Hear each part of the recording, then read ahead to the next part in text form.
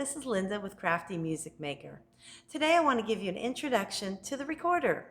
These have been around for hundreds of years.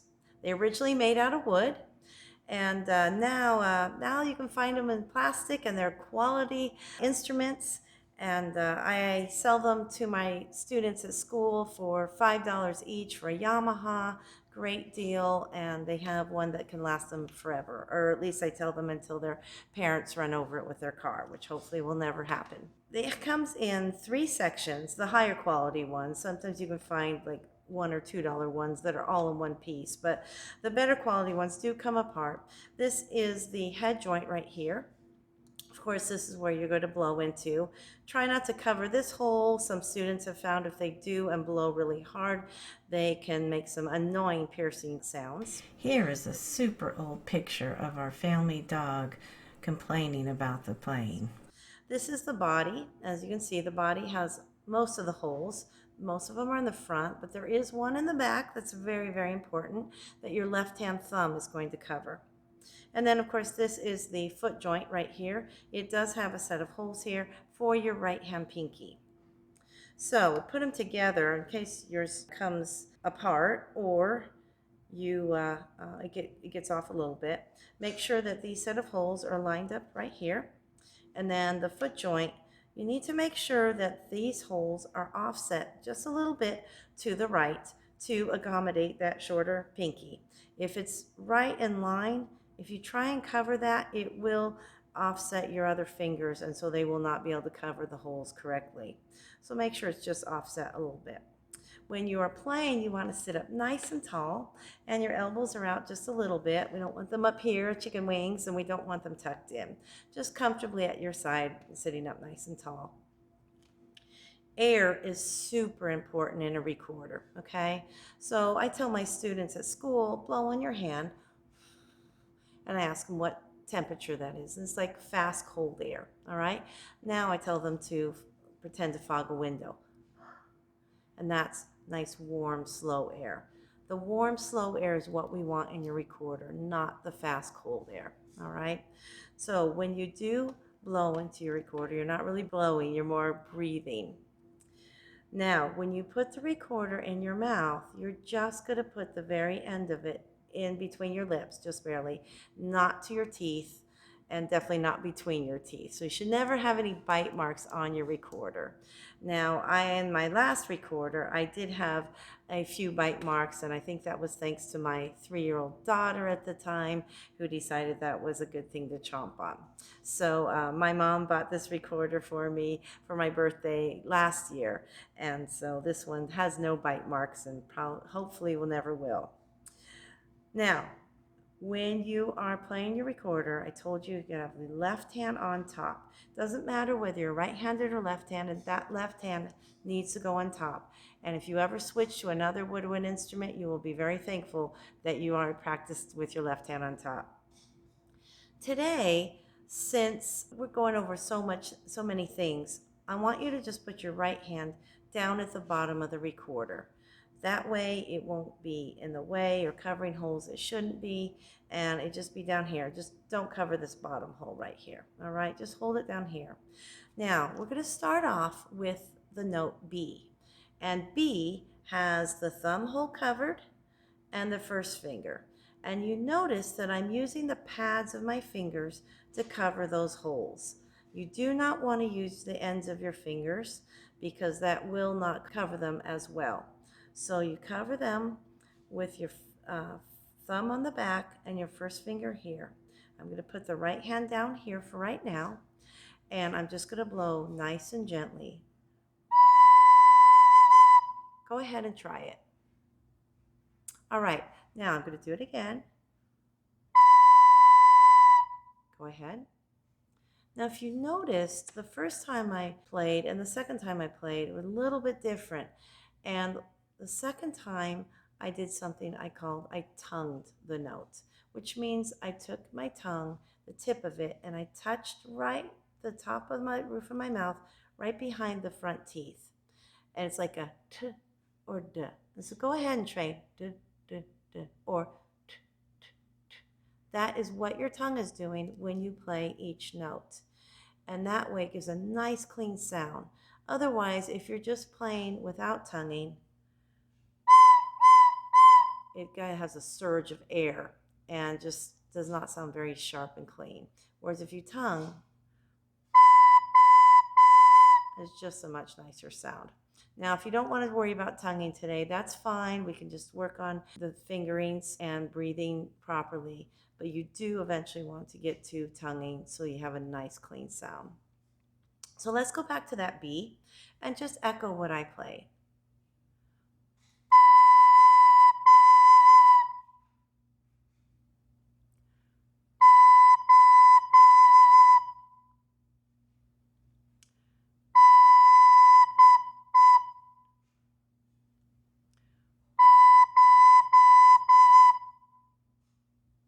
Good. If you have any problems, go back and do it again, or go back and try it with the tonguing, the t, t, t.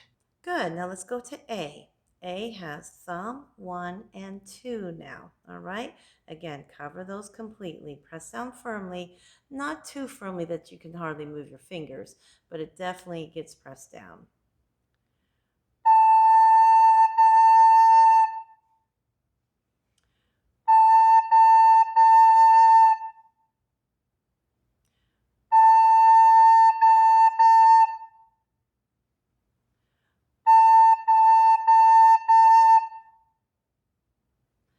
Good. All right. Now let's go between B and A now.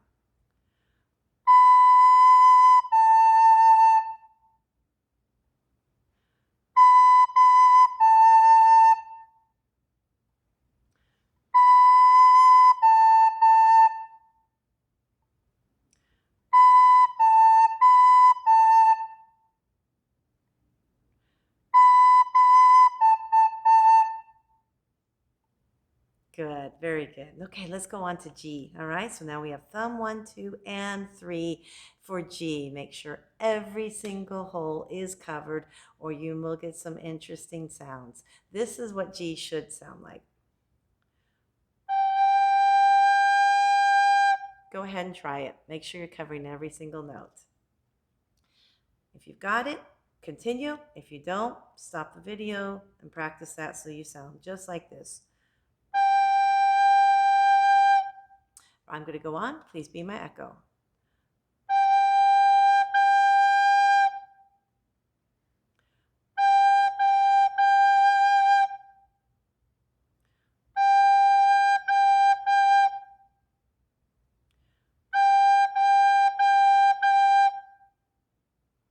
Good. All right. So now let's practice all 3 notes.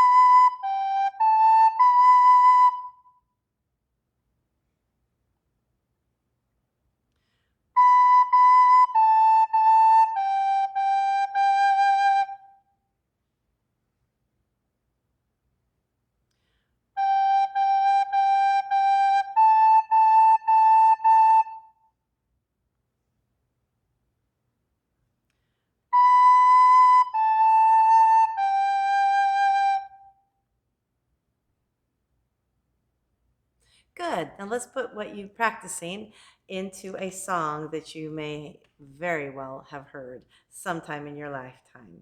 Be my echo.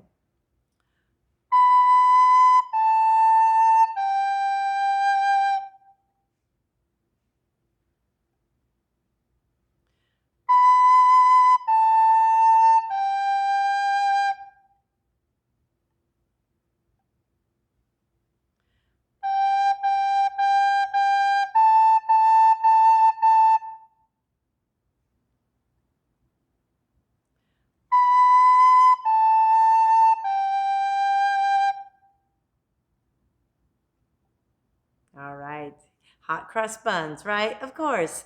All right, so I'm going to do two parts this time. Just be my echo. If you would like, this is why I tell my students to chin it. That means put it on your chin, fingering along with me while I play, and that just gives you extra practice. And then when it's your turn, then go ahead and put it in your mouth and play it for real.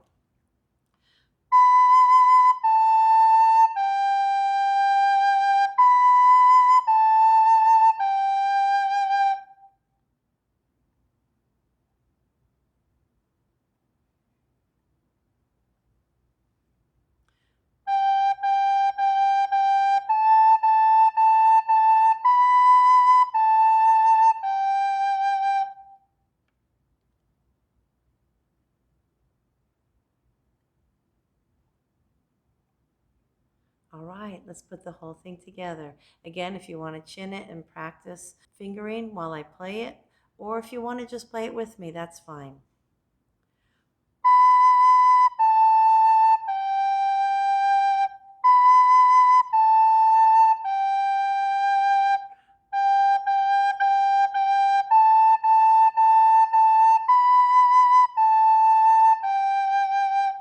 Your turn.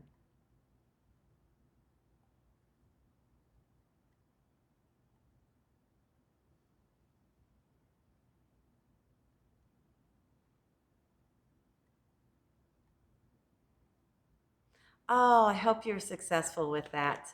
So that's it for today's video. Please look forward to my other practice videos, B, A, and G, and then I'm going to introduce new notes and new songs, and hope you enjoy this. Happy playing. If you like this video, go ahead and indicate. Bye-bye.